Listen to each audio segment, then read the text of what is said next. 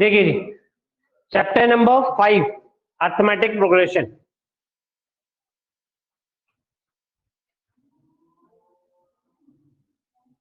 Chapter number 5 arithmetic progression. Arithmetic progression.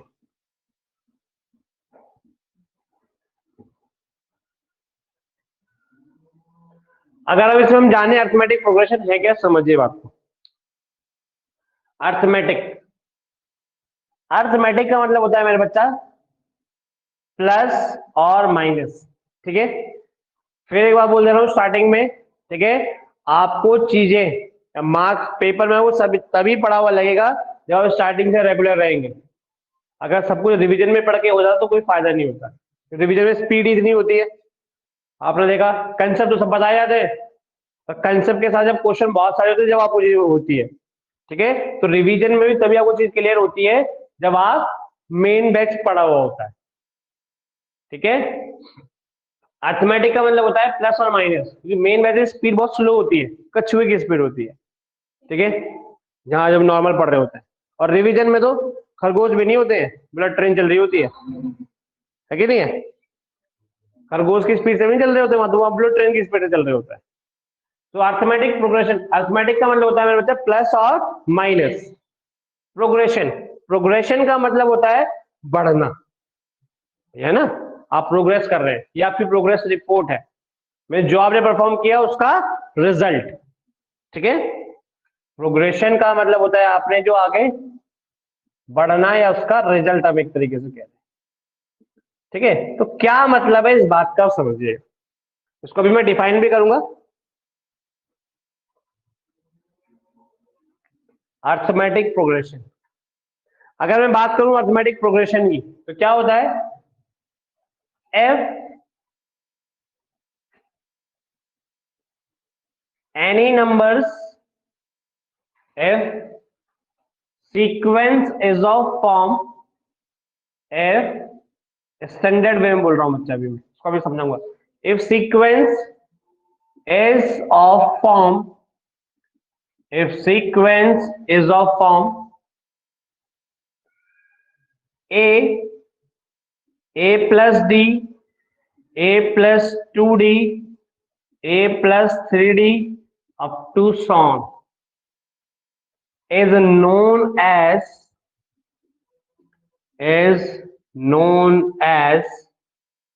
Arithmetic progression. तो उसे हम अर्थमेटिक प्रोग्रेशन बोलते हैं, arithmetic progression, which is abbreviated as which is abbreviated which is abbreviated as AP, जिसको हम क्या बोल देते हैं? AP बोल देते हैं। बात ठीक है जी, which is abbreviated as AP, जिसको हम क्या बोल देते हैं? AP बोल देते हैं। If sequence is of form a plus d, a plus 2d, a plus 3d up to so on is known as arithmetic progression। क्या बोलते हैं उसे? हम अर्थमेटिक प्रोग्रेशन बोलते हैं। बात ठीक है जी, चलिए अब क्या मतलब है इसका यहाँ पे? वेयर, जहां पर ए जो है, where A is first term, where A is first term, ठीक है, एंड डी इज, डी होता है मेरे बच्चा आपके पास common difference, d is common difference, common difference, where a is first term and d is common difference। बात ठीक थी, a फर्स्ट टर्म कहलाती है, d कॉमन डिफरेंस कहलाती है। ये जनरल बात हो गई। अभी थोड़ा बहुत क्या कह रहे हैं, मैं आपको एग्जांपल समझाता हूँ बात को। For an example, for an example, मैंने कहा ऐसे लिखा है 2 4 6 8 10 अप टू सो ऑन।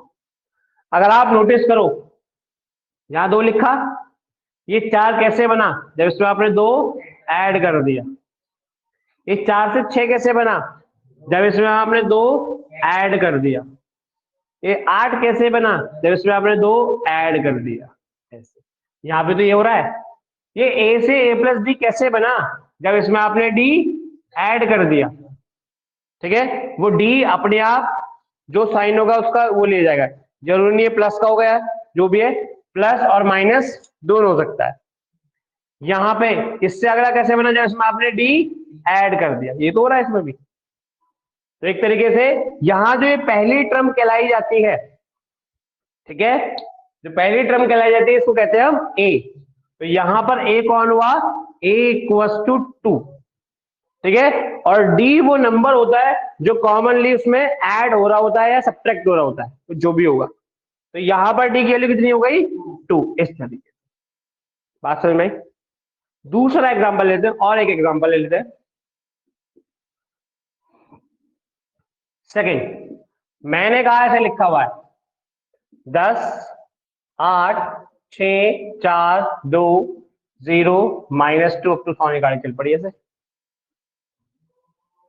ये 10 से 8 कैसे आया, -2, जब आपने -2 किया।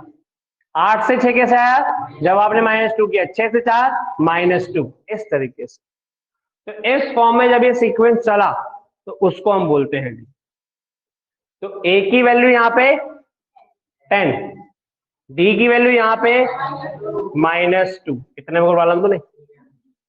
इस तरीके, जरूरी नहीं है 2 ही होगा डी, वो जो भी नंबर चल रहा होगा उसके एग्जाम्पल में, ठीक है। दूसरा एग्जाम्पल, एक और एग्जाम्पल ले लेता हूं मैं आपके पास। तो हमने कहा 6 3 0 -3 -6 अप टू। ए की वैल्यू कितनी है यहाँ पे 6, डी की वैल्यू -6। इस तरीके से एपी होती है। तो कोई भी सीक्वेंस जो इस फॉर्म का हो, जहां पे लिखा हो a plus d, a plus 2d, a plus 3d up to so on, then it is known as a arithmetic progression. तो उसे हम बोलते हैं क्या, अर्थमेटिक प्रोग्रेशन। इतने को प्रॉब्लम तो नहीं? ये हुआ आपका एपी, ठीक है। Arithmetic progression is abbreviated as, उसको शॉर्ट में एब्रीवेट किया जा सकता है किससे, एपी से। बात ठीक है मेरे बच्चा?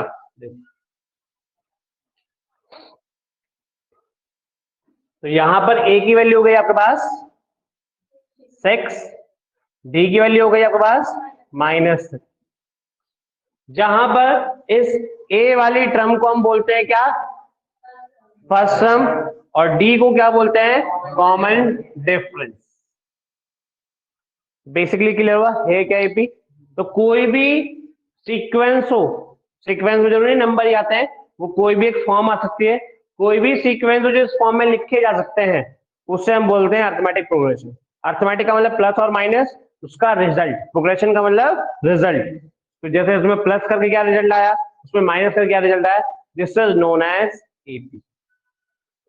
बात ठीक है? यहां तो कोई क्वेरी? तो सबसे पहले बेसिक टाइप फर्स्ट क्वेश्चन जो आपके पास ये पे बनते हैं, वो ये बनते हैं कि आपको कोई भी सीक्वेंस ऑफ नंबर दिया जाएगा, कोई भी आपको सीक्वेंस ऑफ नंबर दिया जाएगा, and you have to identify, you have to identify it will be a AP or not, क्या वो एपी है या नहीं है, ठीक है। तो एपी को चेक करने के लिए, तो एपी को चेक करने के लिए मेरे बच्चा सिंपल सा तरीका होता है, अगर नंबर्स का जो कॉमन डिफरेंस है वो सेम आ रहा है आपके पास, तो वो सीक्वेंस आपके पास एपी में होगा, अदरवाइज नहीं होगा। बात ठीक है? If the given sequence have a same common difference, if the given sequence have the same common difference, then it will be a AP, otherwise not। तो वो AP में होगा, अदरवाइज नहीं होगा।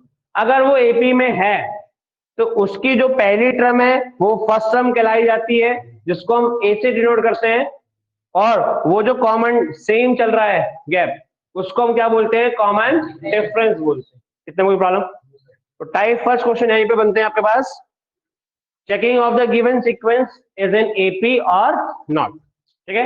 रख करूं?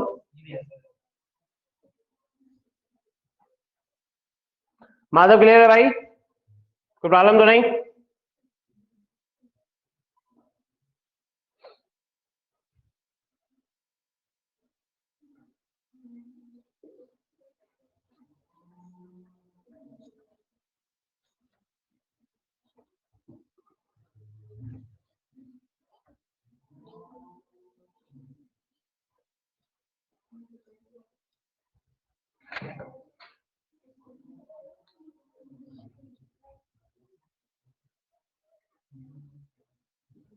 Right, first question.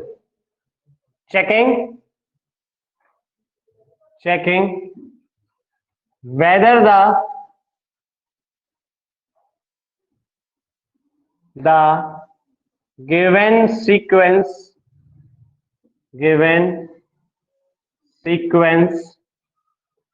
is in AP or not. ठीक है, सिंपल सा एल्गोरिथम है आपके पास. if sequence have same common difference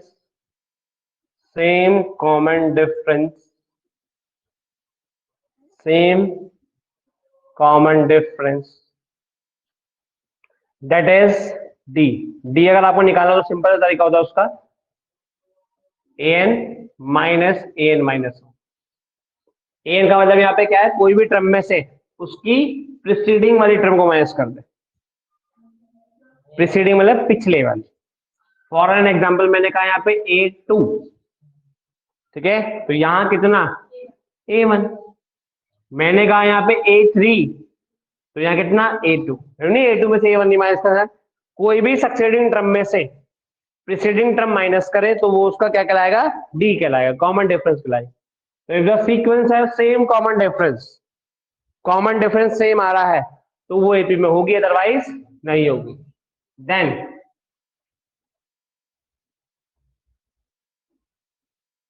it would be in AP otherwise not. तो वो AP में होगी, अदरवाइज नहीं होगी. बात ठीक है बच्चा. क्वेश्चन करके दिखाऊं देखो मैं आपको इस पे.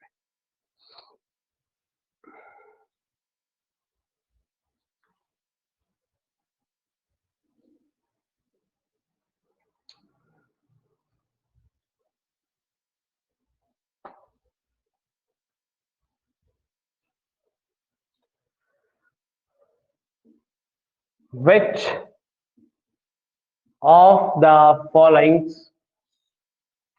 of the following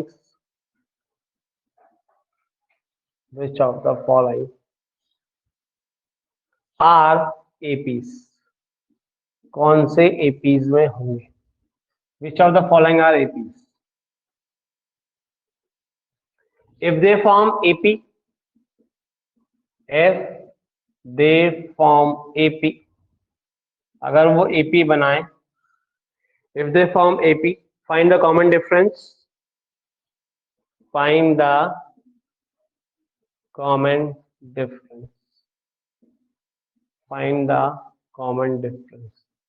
उसका आप कॉमन डिफरेंस निकालिए.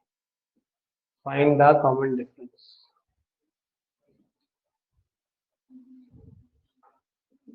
करिएगा जरा. 2, 4, 8, 16 अप टू 7.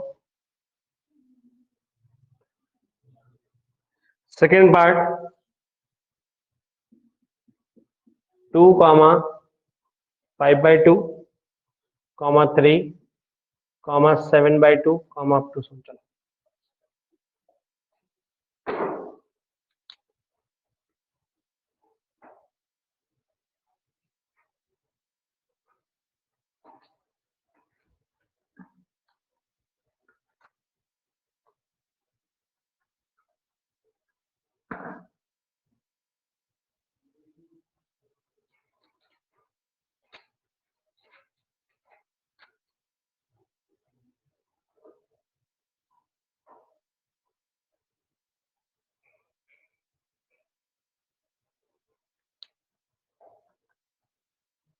है भी में नहीं, सेकंड वाली है. चलो सिंपल सा क्वेश्चन लिखा है मैंने. इफ सीक्वेंस है same common difference. Common difference अब क्या, कितने निकालें? मिनिमम 2 निकालो, उससे पता लग जाता है. जैसे यहाँ पे आप निकालो डी, 4 माइनस 2, तो यहाँ कितना आ रहा है, 2 आ रहा है, ये निकाल रहा हूं मैं किससे। अब ये जो पहली टर्म है इसको यहाँ पे हो जाता है A1, ये होता है आपके पास A2, ये होता है आपके पास A3, इस तरीके से। और ठीक है, तो डी हमने निकाला 4 माइनस 2, कितना आया 2। दोबारा निकाला 8 माइनस 4, तो 8 माइनस 4 कितना 4। ये दोनों सेम ही नहीं है, ये दोनों सेम ही नहीं है, तो मीन्स आपके पास ईपी में नहीं है। Since 2 is not equals to 4, so it is not in AP, तो ये AP में नहीं है। बात ठीक है, सेकंड वाला चेक करो। देखो यहां पे निकालते हैं डी, 5/2 माइनस 2, सॉल्व आउट करें 5, 4/2, 5 माइनस 4 डेट इज 1/2। दूसरा निकाले एंड डी 3 माइनस 5/2, सॉल्व करें 6 माइनस 5/2, 1/2, सेम है, so it is in AP. और कॉमन डिफरेंस भी क्या होगा यहाँ पे, 1/2 ही होगी, so it is in AP, ये एपी में है, and D would be equals to 1/2। Any problem?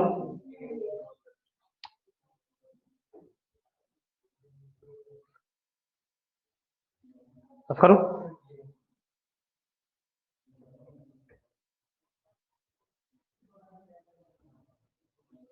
बाकी ठीक है बच्चा।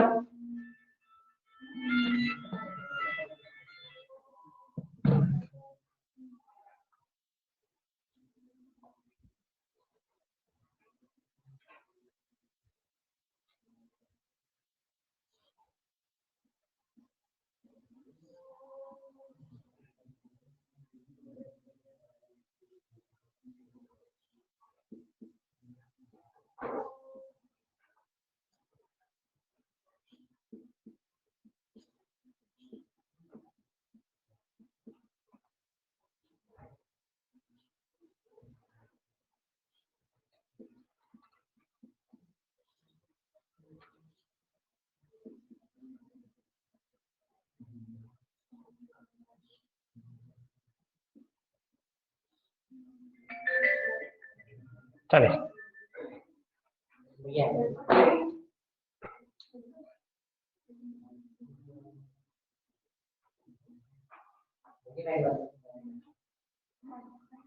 नहीं, माधव यहाँ पे D1 D2 name simple D ही बोला जाता है, ठीक है माधव भाई? नहीं, फर्स्ट वाली है।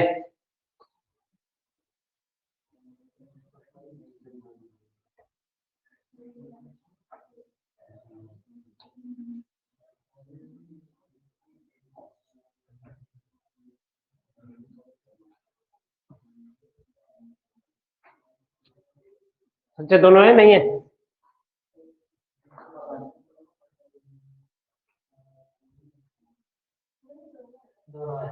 दोनों है, देख लो। सेकंड वाली नहीं है।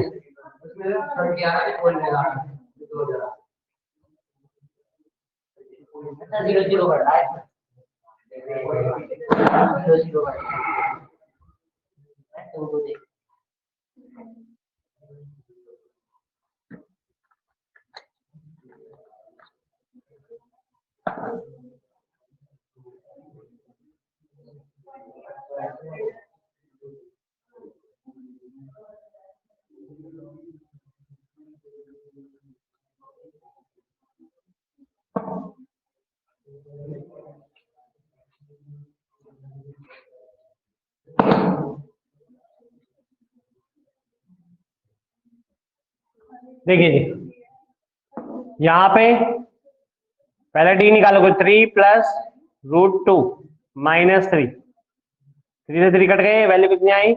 √2।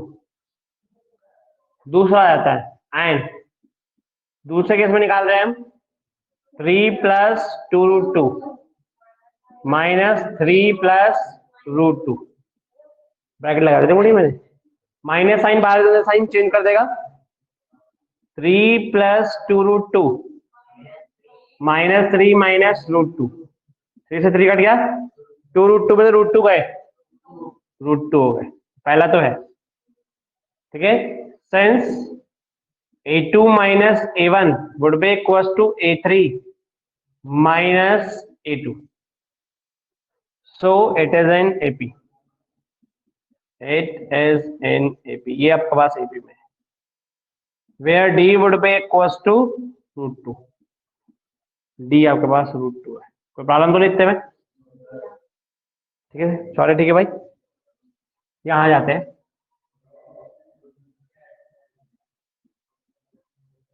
देखिएगा, D would be equals to 0.22 - 0.2, आप इसको सेपरेट करेंगे 0.20 है, 0.02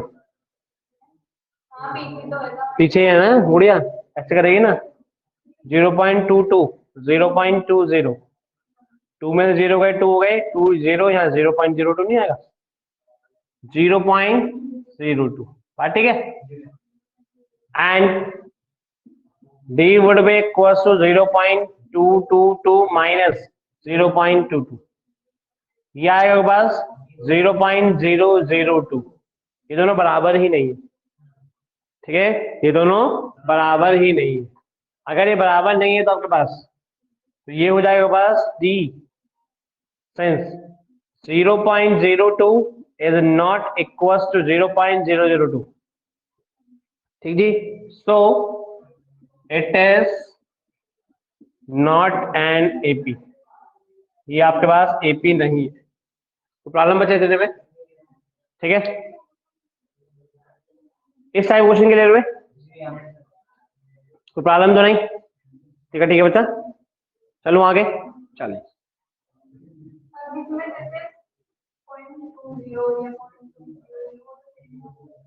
हाँ वो सेम है,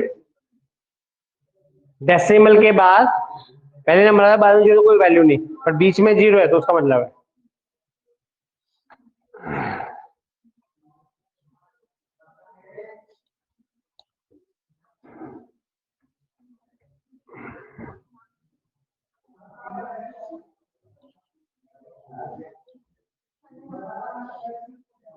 देखिए, हमने बात करी कि कोई भी सीक्वेंस जो इस फॉर्म का हो, कौन सी फॉर्म का?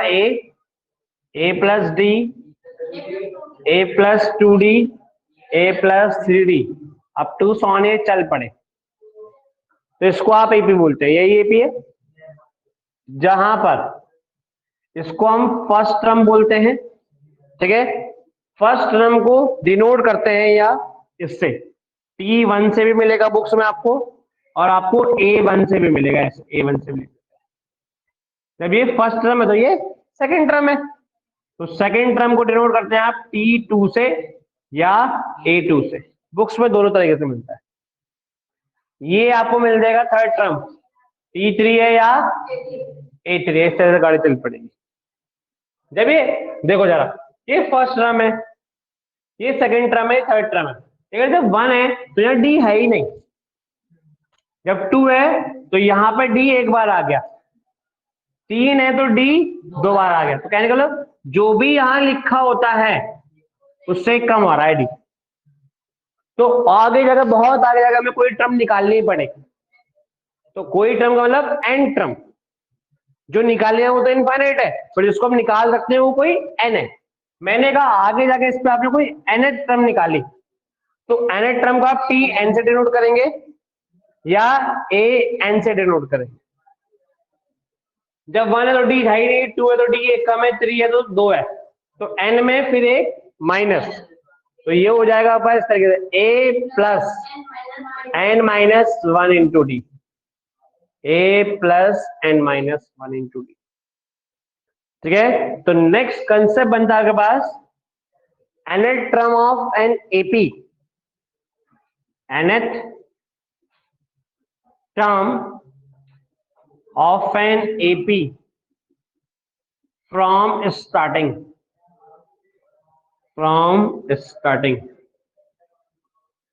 nth term of an AP from starting would be equals to a plus n minus 1 into d, a plus n minus 1 into d। ये ऐसे भी लिख देते हैं उसको हम इस तरीके से, Tn would be equals to a plus n minus 1 into d। यहां से बहुत कुछ बनेगा, ठीक है, आपकी क्या टर्म पे आ गए। इसमें पैटर्न को देखो, जब 3 है तो a प्लस तो सब में लिखा हुआ है, 3 है तो यहाँ 2 आया, 4 है तो यहाँ 3 आया, 2 है तो यहाँ 1 ही आया। तो जिस दिन कोई प्लेस n प्लेस होगा, n का मतलब कोई भी, चाहे 4 है, चाहे 5 है, चाहे 1000 है, चाहे 10 लाख है, तो जो भी n होगा उससे कम आएगा, तो a तो आना ही आना है, a plus n minus 1 into D. तो इसको बोलते हैं nth term of an AP from starting. उसका फॉर्मूला होता है Tn would be equals to a plus n minus 1 into d। इस फॉर्मूले के बारे में, ठीक है, इस फॉर्मूले के बारे में जो डिस्कशन है या क्वेश्चंस है, पूरी एक्सरसाइज 5.2 इस पे बेस है, पूरी एक्सरसाइज 5.2 इस पे बेस है। 5.1 में तो सिंपल यही है कि आपको सीक्वेंस को चेक करना है वो एपी में है या नहीं है, वो एपी में है या नहीं है। अगर है तो उसका फर्स्ट टर्म क्या होगी, कॉमन डिफरेंस क्या होगा, बस यही है। अगर एपी में तो अगली 1-2 टर्म और निकाल दो पैटर्न को फॉलो करके, सिंपल ये है आपके पास। किसकी चीज के लिए, पहली एक्सरसाइज में। दूसरी एक्सरसाइज में इसके बारे में, ठीक है, बाकी हम डिस्कस करेंगे अपना मंडे से, ठीक है, रेगुलर रहिएगा, ठीक है। मंडे से कुछ रुकूंगा नहीं मैं किसी के लिए भी, ठीक है। टाइम बहुत कम है, सिलेबस तो उतना ही का उतना ही है, ठीक है ना, जितना फर्स्ट टर्म में था उतने के बराबर ही है, और टाइम आधा ही है, आधे से भी कम ही है।